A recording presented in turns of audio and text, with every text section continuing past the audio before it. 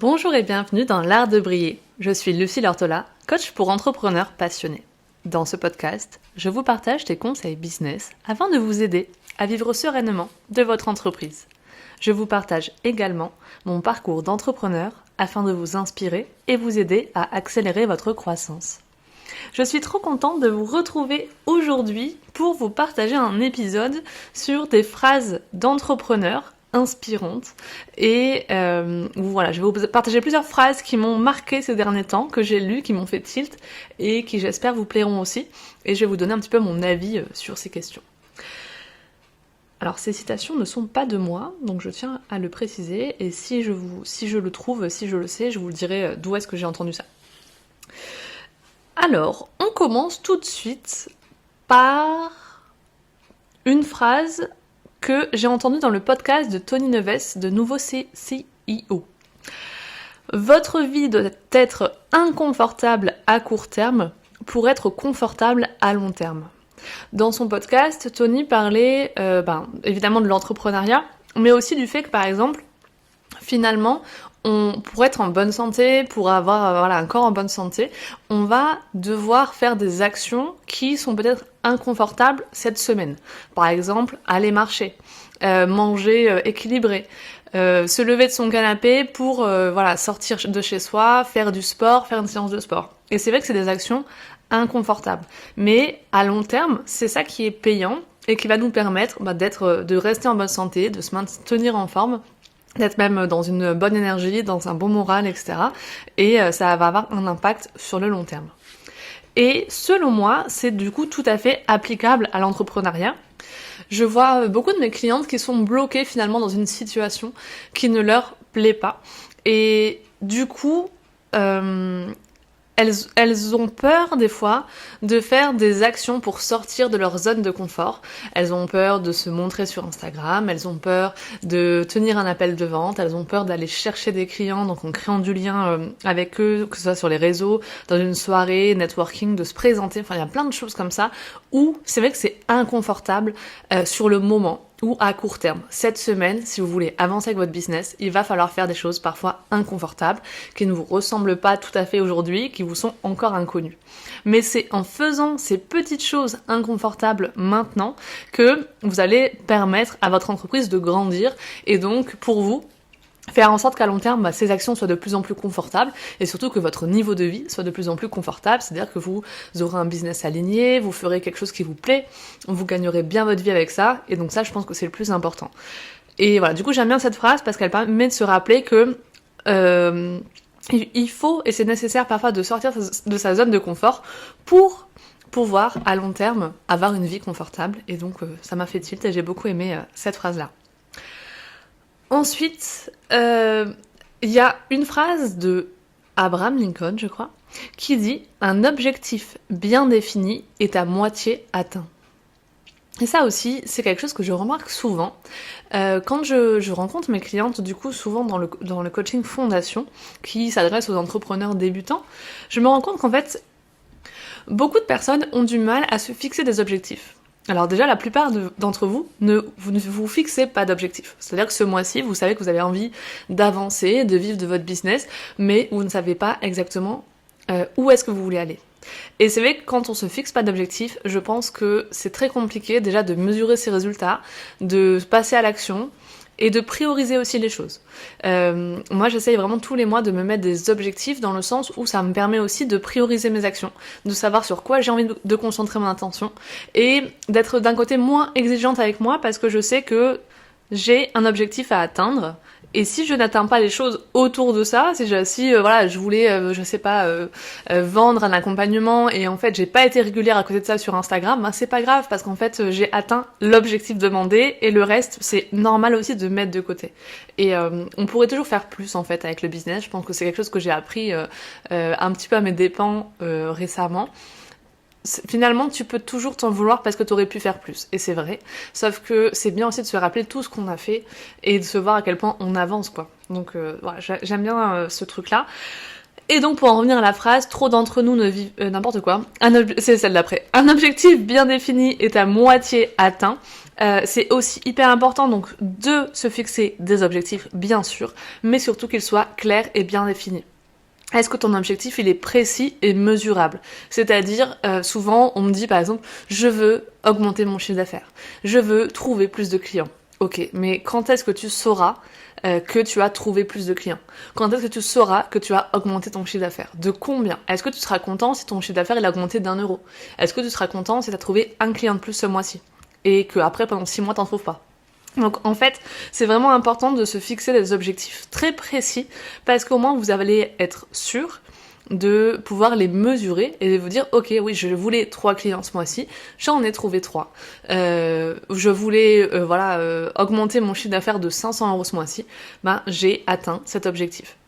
Et donc voilà, c'est juste pour moi hyper important de vraiment préciser les choses. Ça va vous permettre de concentrer votre énergie au bon endroit et de savoir aussi quand vous arrêtez, quand est-ce que c'est atteint, plutôt que d'aller dans le vent et faire plein d'actions comme ça.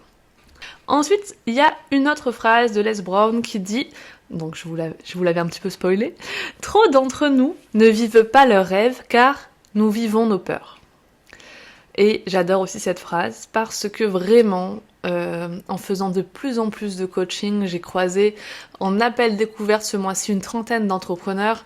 J'en accompagne 6 environ en ce moment. Et je me rends compte à quel point on peut être bloqué par des peurs qui ont été inculquées en nous. Je veux dire, tu es pas né, t'as pas poussé ton premier cri avec ces peurs-là en toi. Donc elles viennent de quelque part. Et souvent, elles peuvent venir de ton enfance, des choses qui sont passées, de tes blessures d'enfant, et c'est ok. Mais quelle horreur de se saboter tout au long de notre vie pour ce type de traumatisme, ce type de blessures qui sont venues dans notre construction.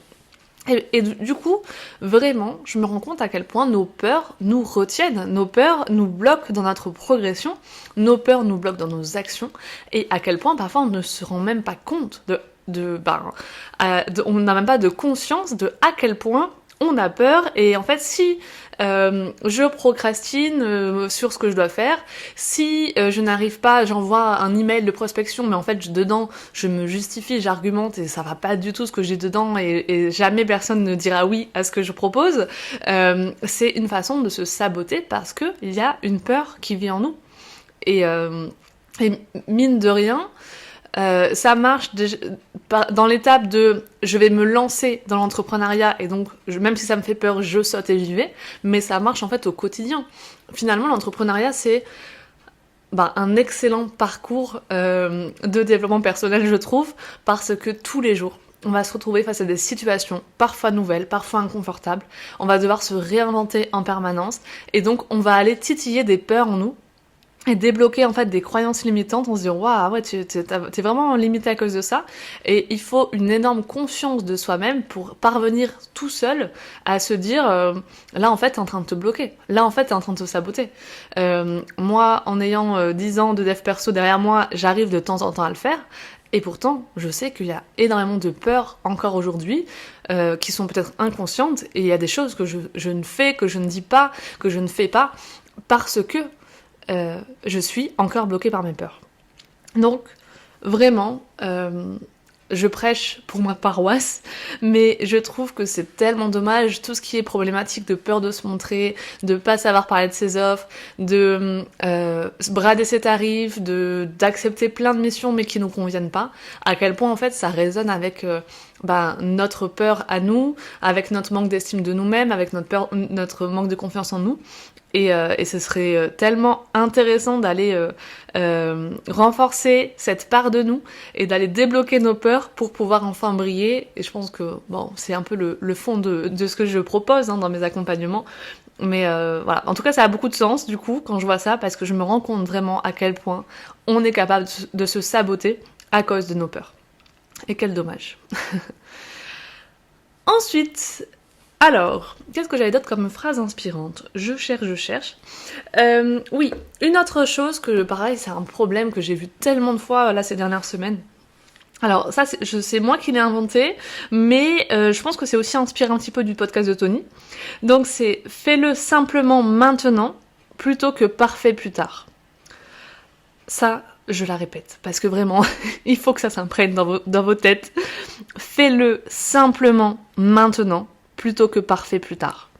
Vraiment, tu n'as pas besoin que les choses soient parfaites.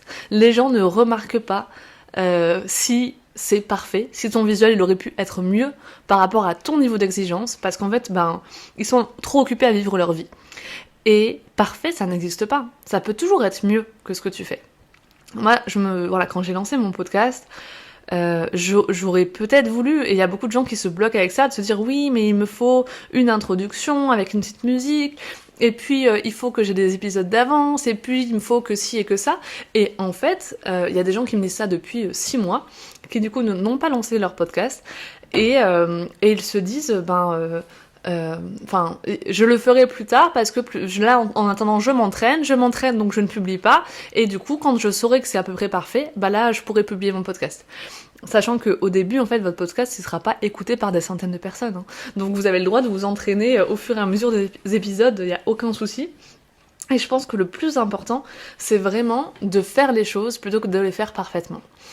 Là-dessus, moi je trouve que travailler avec Océane aujourd'hui, c'est une vraie opportunité, parce que Océane a cette faculté. Alors autant moi j'aime bien les choses simples et j'essaye des fois de me dire ok, fais au plus simple mais vas-y fais-le, mais je trouve qu'Océane elle a encore plus ce truc là où elle est dans une simplicité dans ce qu'elle va apporter en termes de visuel, de vidéo, et en soi le fond est hyper enrichissant malgré tout.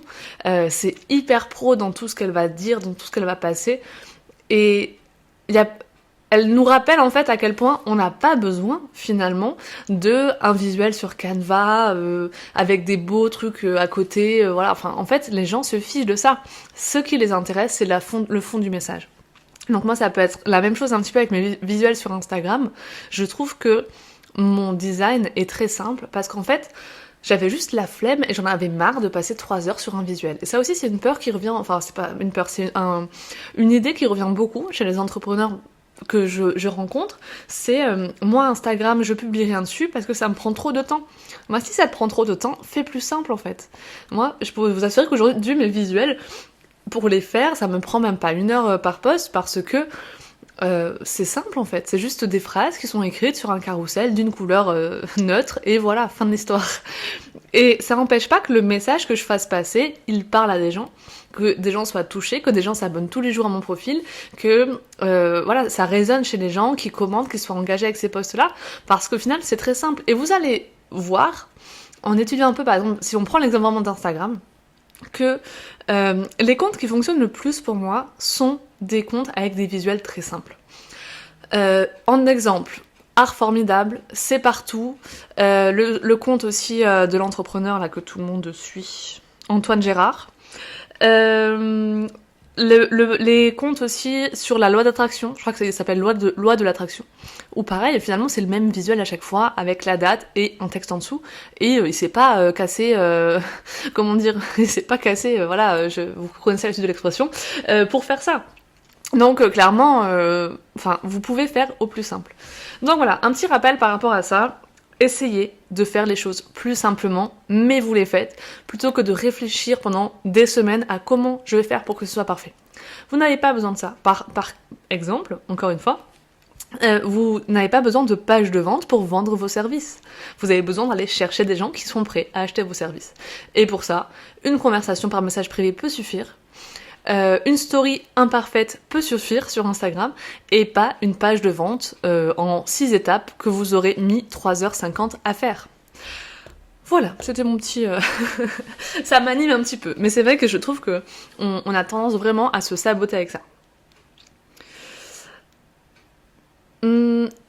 Encore une autre phrase, si tu ne crois pas en ce que tu vends, tes clients n'y croiront pas non plus.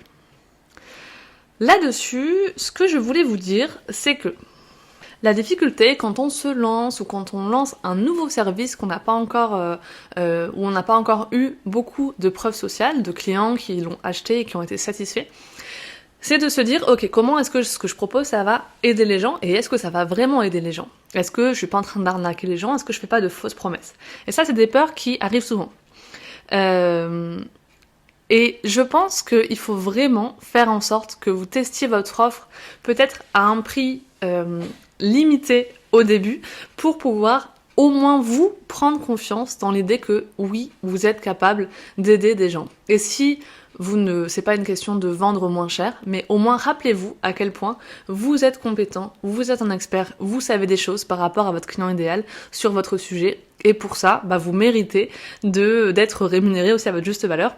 Mais en tout cas, je sais qu'en appel de vente, pour en avoir fait beaucoup ces derniers temps, ceux qui se sont les moins bien passés, c'est vraiment là où j'ai eu de l'hésitation.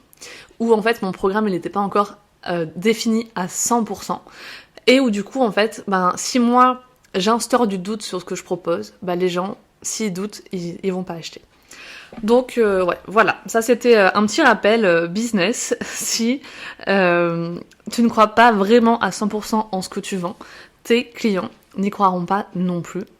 Et donc si tu as de la confusion, si tu es hésitant, ou si même toi tu as l'impression que tu n'es pas capable de les aider à atteindre leurs promesses, ça va se ressentir. Et ce serait dommage parce que s'il y a de l'hésitation, derrière ça ne vend pas et c'est trop pas cool.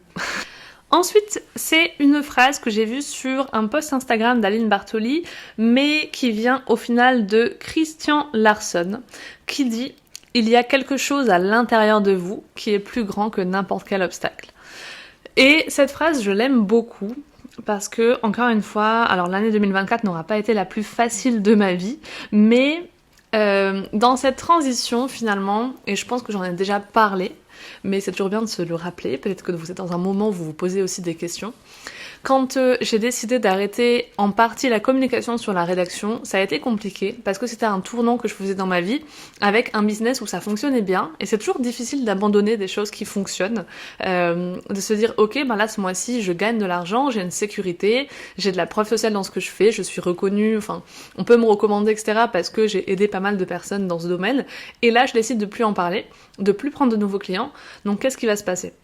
Et donc c'est vrai que ça a été un peu compliqué de prendre cette décision d'une part, puis ensuite de mettre des choses en place en voyant que mon chiffre d'affaires baissait, mais le nombre de clients n'augmentait pas. Et concrètement en fait j'avais eu cette intention-là, mais j'étais face à un mur. Clairement, c'était ça. J'étais face à un mur par rapport à ma réussite, il y avait un truc qui était bloqué. Et donc, cette phrase-là, pour moi, elle a vraiment guidé un petit peu et elle résonne beaucoup en moi aujourd'hui. Parce que c'est vrai que pour moi, il y avait quelque chose à l'intérieur qui était plus grand que cet obstacle. C'est-à-dire que à l'intérieur de moi, j'avais vraiment une foi que j'étais à ma place, que j'étais alignée avec ma décision, que c'était la bonne chose à faire, que j'étais faite pour ça. Et que c'était vraiment le tournant qui aujourd'hui devait être pris, que je sais pas, du point de vue de l'univers, de mes anges gardiens, de quelque chose de plus haut que moi, de plus grand que moi, c'était ce que je devais faire et c'était aligné avec ce chemin dans ma vie en fait. Et ça m'a beaucoup porté, donc évidemment que j'ai eu des coups de mou, j'en ai eu beaucoup, j'ai eu des fois où j'ai tout remis en question, où je me suis demandé mais attends j'ai fait une bêtise là vraiment, et en fait un jour ça s'est débloqué.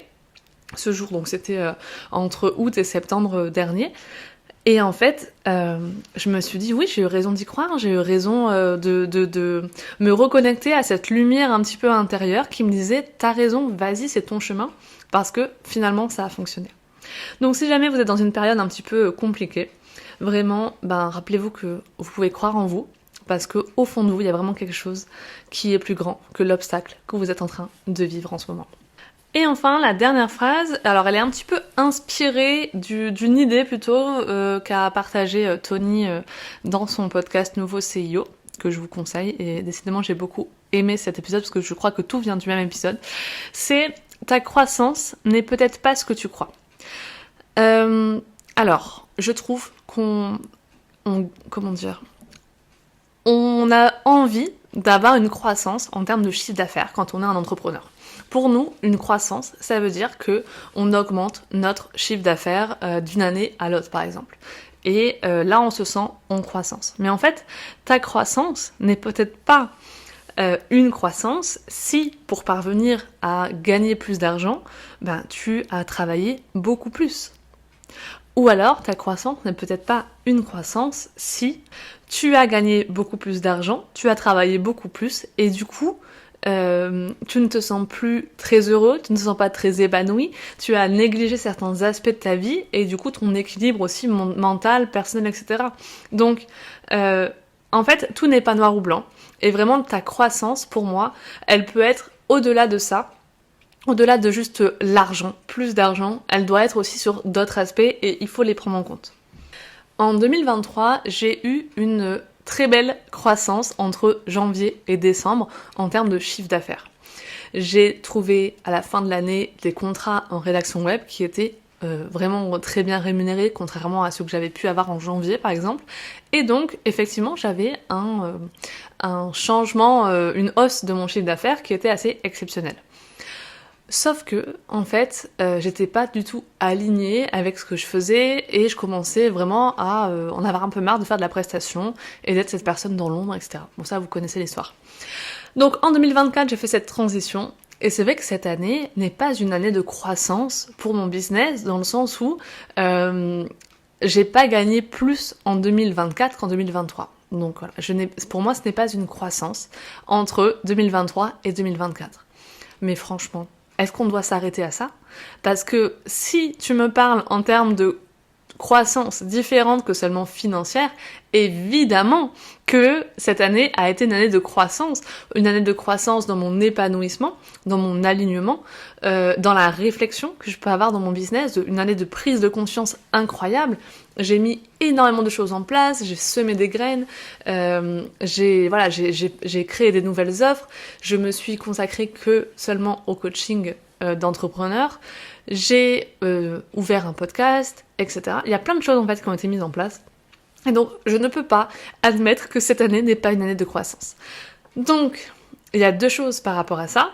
Si vous vivez une croissance en termes d'augmentation de votre chiffre d'affaires par rapport à l'année dernière, demandez-vous, est-ce que c'est bien, bel et bien une année de croissance ? Et est-ce que pour y arriver, vous êtes passé par un manque d'alignement, un manque d'épanouissement, et vous ne vous sentez pas heureux ? Donc il va falloir de la croissance dans d'autres domaines de votre vie maintenant. Ou alors, si vous n'avez pas une croissance financière exceptionnelle cette année, demandez-vous, est-ce qu'il n'y a pas un autre type de croissance qui vous est arrivé et qui est un cadeau tout aussi, sur la même lignée en fait que l'autre, sur la même ligne que l'autre. Ok ? Voilà par rapport à cette phrase qui était du coup « Ta croissance n'est peut-être pas ce que tu crois ». Voilà ce que je pouvais vous dire aujourd'hui sur certaines phrases que j'ai entendues, qui m'ont inspiré et que je voulais vous partager. J'espère que cet épisode vous aura plu.